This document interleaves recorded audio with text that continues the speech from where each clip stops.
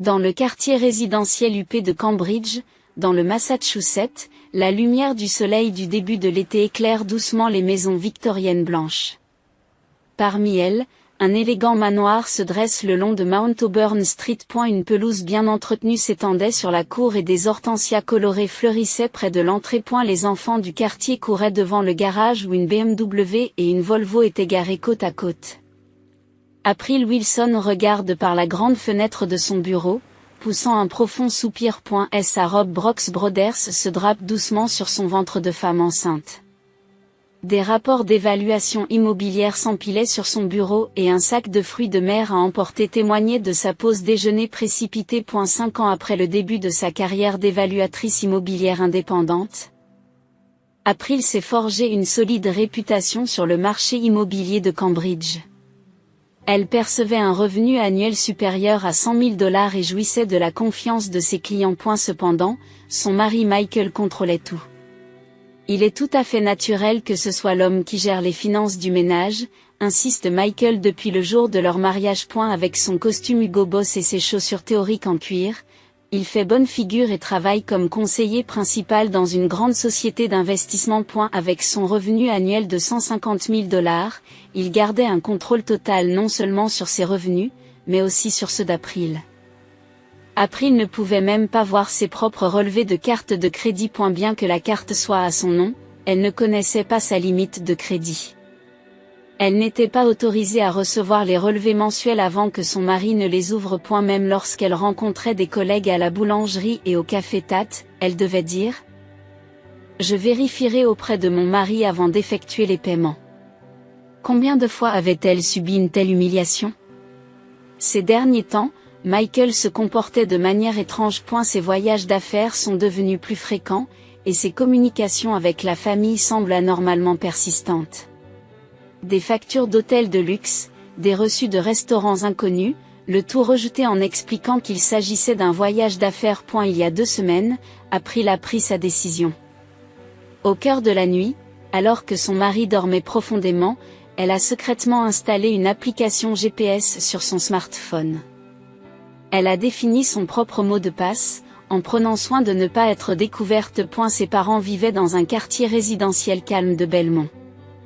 Son père George, ancien cadre d'une société informatique, avait une personnalité intimidante et exerçait toujours une influence dans le secteur, tout en se déplaçant au volant de sa Lexus RX. Et sa mère, Patricia, était une femme au foyer typique, suivant consciencieusement son mari et faisant quotidiennement ses courses chez Nordstrom. Sa sœur Caitlin travaillait comme réceptionniste dans une clinique de beauté tout en aspirant à devenir une influenceuse sur les médias sociaux. Leurs parents la regardent avec indulgence acheter un sac et une tenue de marque de luxe, après l'autre pour augmenter son nombre de followers. Tout semblait paisible. Tout semblait normal. Mais l'intuition d'April avait senti quelque chose. Elle avait secrètement commencé à collecter des brochures pour de nouveaux condominiums autour de Porter Square. Lorsque le soleil a commencé à se coucher, April s'est levée discrètement. Demain, elle devait subir une césarienne. Une chambre privée à l'hôpital Mount Auburn avait déjà été réservée. Tous les préparatifs pour accueillir la nouvelle vie étaient terminés. Et la douce lumière du soleil du début de l'été pénètre dans la chambre de l'hôpital White. De la chambre privée de l'hôpital Mount Auburn, on pouvait voir la rivière Charles couler au milieu d'une verdure fraîche. Des roses des collègues d'April remplissent un vase près de la fenêtre, à côté d'une élégante orchidée envoyée par ses associés. 24 heures se sont écoulées depuis la césarienne. L'odeur du désinfectant flotte dans la pièce. Les pas dans le couloir semblaient appartenir à un monde lointain. L'état du bébé est stable, dit gentiment l'infirmière. Son nom est rouge, Sarah.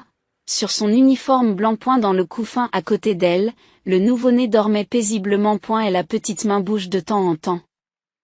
Les doigts délicats se tendent vers le ciel. April l'observe tranquillement. Et la douleur post-opératoire était plus forte que prévu. L'incision abdominale réagissait vivement au moindre mouvement. Mais ce qui lui serre encore plus le cœur, c'est l'absence de son mari. Bien que la date de l'accouchement ait été fixée 2 mois à l'avance, Michael s'était envolé pour Chicago afin d'assister à une importante réunion d'affaires. Elle pouvait entendre les infirmières à leur poste discuter tranquillement de l'absence de son mari. Madame, Il y a un message de votre mari. Lui dit une autre infirmière d'un air désolé. Et la réunion de Chicago s'éternise. April hocha légèrement la tête et prit son smartphone. Des messages de Michael s'affichaient sur l'écran. Des textes très concrets. Pas la moindre émotion. Quelle expression avait son mari lorsqu'il envoyait ces messages, alors qu'April s'apprêtait à répondre, son smartphone sonna.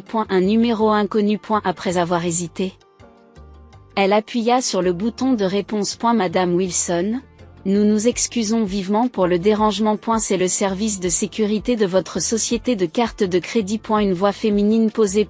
Sa colonne vertébrale se figea. Même la lumière du soleil qui traversait la fenêtre lui parut soudain froide. Aujourd'hui, nous avons détecté plusieurs transactions de grande valeur à l'hôtel Four Seasons de Maui, à Hawaï. Des soins en spa pour $15 000, des frais de restaurant pour $8 000 et des achats dans la boutique pour $9 000. Le total atteint $32 000 et nous vous contactons pour une vérification de sécurité. Le bout des doigts d'April tremble. L'air de la chambre d'hôpital semble se figer instantanément. Les bips des moniteurs cardiaques ont soudain semblé trop forts. Je suis actuellement dans un hôpital de Boston. Elle s'est entendue dire, d'une voix lointaine mais étonnamment calme. Comme il pourrait y avoir une utilisation frauduleuse de votre carte? Nous allons la suspendre immédiatement. Une nouvelle carte vous sera remise. Interrompant cette voix, son smartphone vibra à nouveau. Cette fois, il s'agissait d'une notification. April lança l'application GPS qu'elle avait secrètement installée. Elle régla soigneusement la luminosité de l'écran au minimum, s'assurant que personne ne pouvait la voir. Le point bleu sur l'écran pointait définitivement vers cet endroit. Maui, Hawaï. Four Seasons Resort Maui. Dans une luxueuse chambre de plage, à quoi Michael pensait-il en ce moment? À qui touchait-il les épaules dans ce spa hors de prix? Comme guidé par le destin, la notification suivante arriva.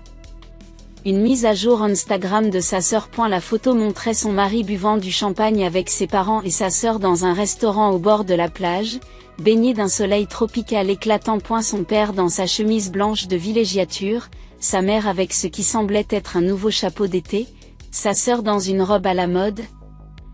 Et l'expression exaltée de Michael. Tout est devenu clair à ce moment-là.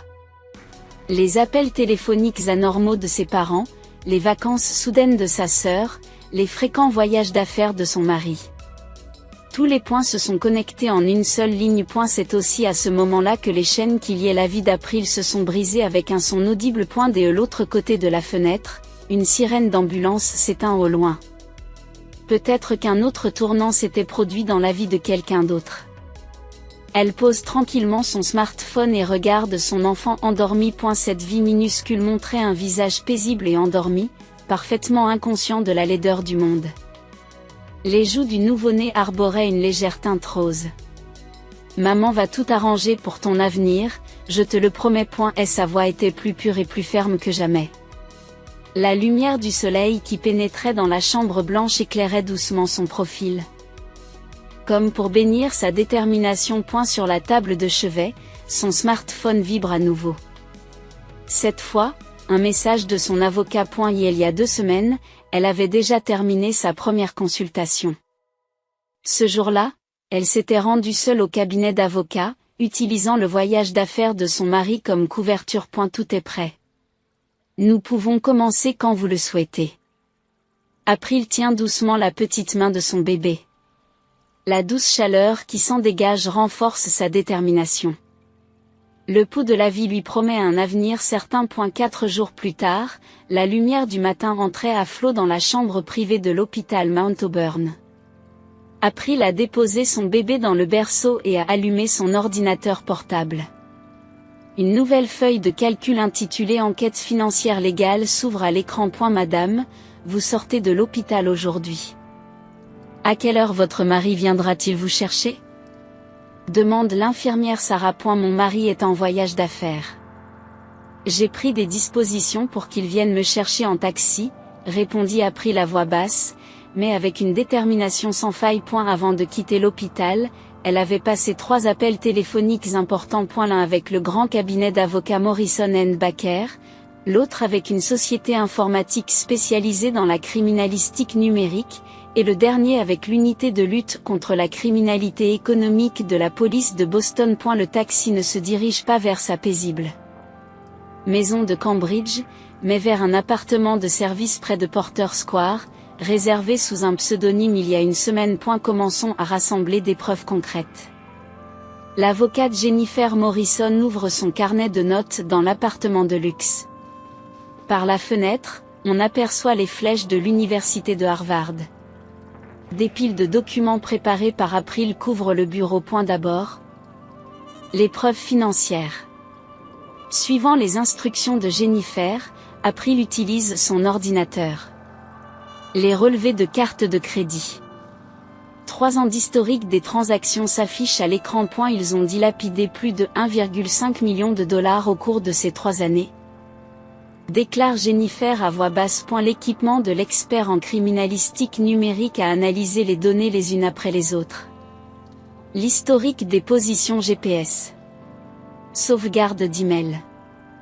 Les relevés de transactions bancaires. L'historique des messages sur les réseaux sociaux. Regardez ça. C'est le compte caché de mon mari. Les yeux d'April brillent froidement devant les informations sur les comptes affichés à l'écran. Comptes offshore des îles Caïmans. Des comptes secrets suisses. Des relevés de transactions de crypto-monnaie.et voici la preuve décisive.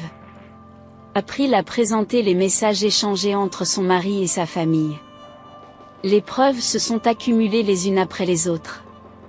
Des relevés de transferts réguliers d'argent à ses parents. Des flux de fonds secrets soutenant les extravagances de sa sœur.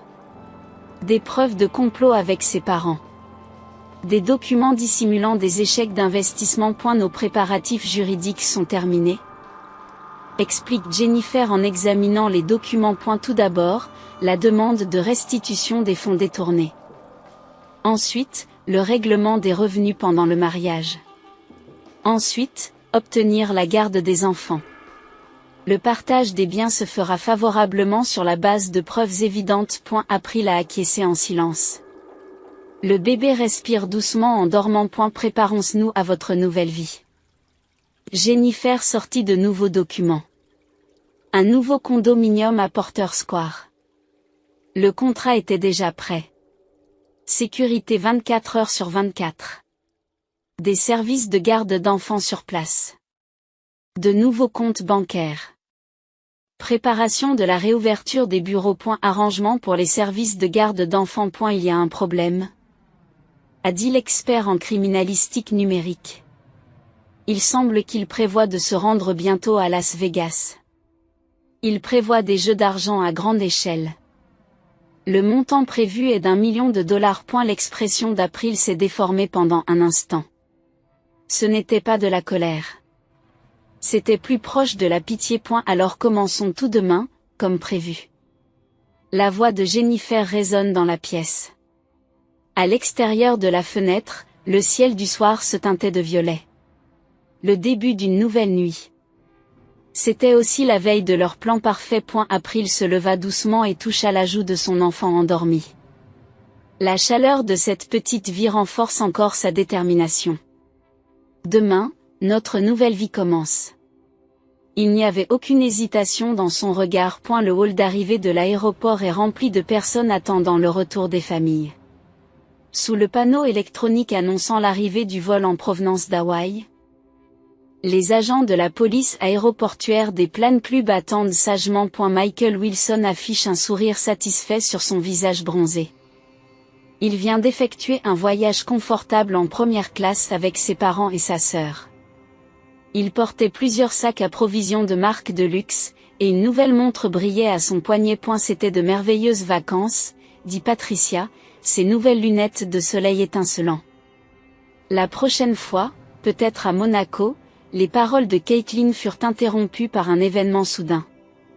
2 officiers de police s'approchent discrètement. L'agitation qui régnait dans le hall de l'aéroport semble s'être évanouie en un instant. Pendant ce temps, dans un luxueux immeuble de bureaux du centre de Boston, une réunion d'urgence du département des ressources humaines se tenait à la société d'investissement.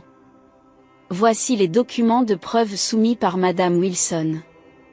Le département a ouvert un dossier épais. Détournement de fonds de clients. Activité d'investissement illégale. Fraude financière à l'échelle de la famille. Les preuves défilent l'une après l'autre sur l'écran de la salle de conférence. Enregistrement de transferts non autorisés à partir de comptes clients. Transfert de fonds vers des comptes offshore. Des rapports d'investissement falsifiés. M. Wilson est immédiatement suspendu, a déclaré le PDG d'une voie glaciale. Dans le quartier résidentiel UP de Belmont, un avis de saisie a été affiché sur la porte d'entrée du Brun. Les voisins observent la scène d'un œil curieux. Qu'est-ce que cela signifie? Le rugissement de George Brown résonne dans le quartier tranquille. Les notifications des banques ne cessent d'arriver sur les smartphones. Avis de gel de compte. Suspension de carte de crédit. Accélération des prêts immobiliers. Suspension des transactions sur les comptes d'investissement. Caitlin a regardé son propre smartphone, figé. Les commentaires affluent sur ses comptes de médias sociaux. Elle avait déjà reçu une lettre de licenciement de la part de la clinique de beauté. Dans la salle d'interrogatoire de la police, Michael commence à tout comprendre. L'explication de l'avocat a fait mouche. Madame Wilson a réuni des preuves parfaites.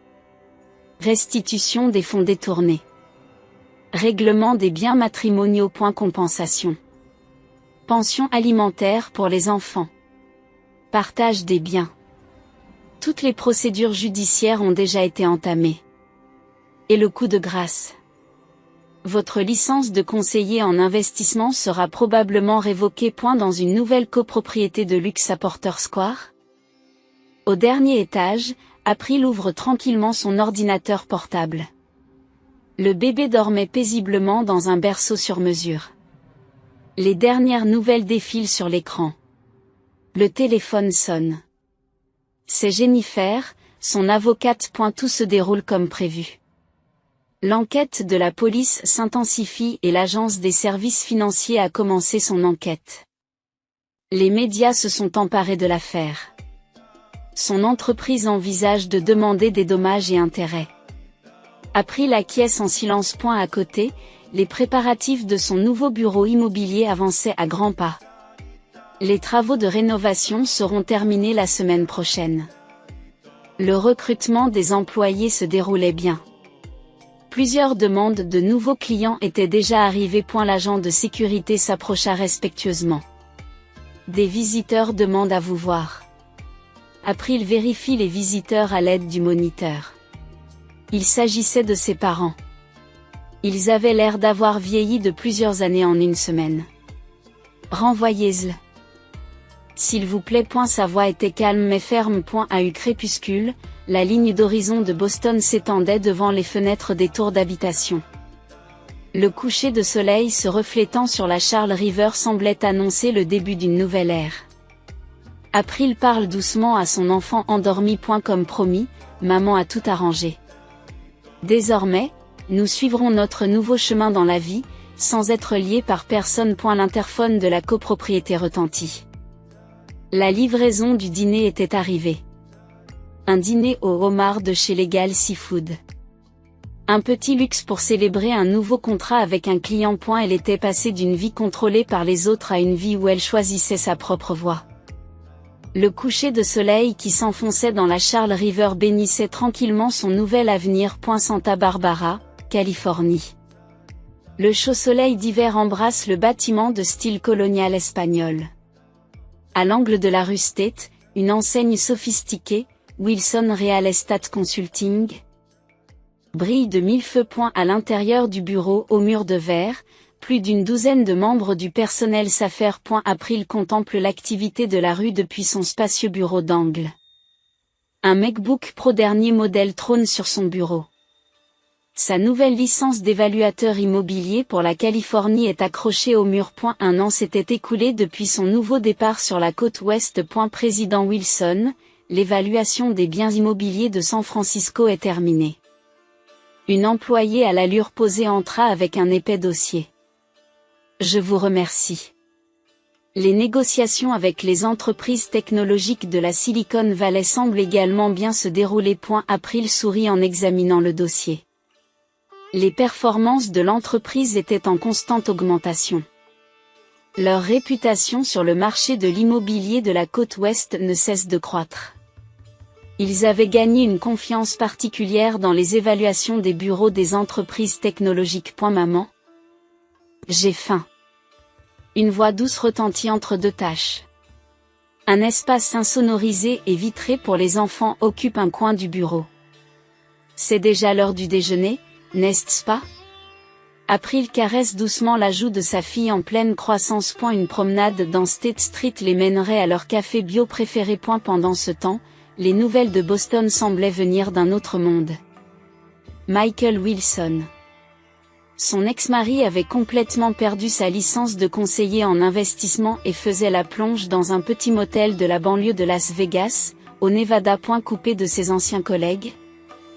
Il croule sous les millions de dettes. Ses parents ont dû abandonner leur luxueuse maison de Belmont et vivent désormais modestement dans une ville rurale du New Hampshire.